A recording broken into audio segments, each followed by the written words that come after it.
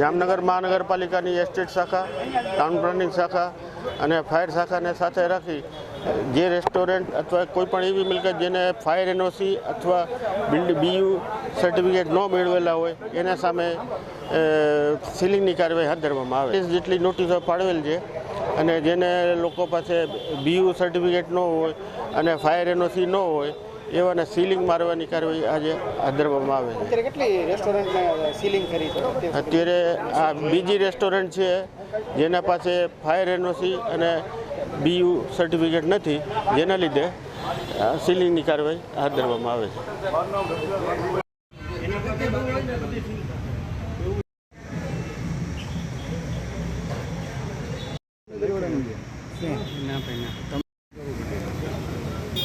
હા કાંઈ વાંધો નહીં. તમે મોબાઈલ પકડો, લાઈવ કરતા હતા ને.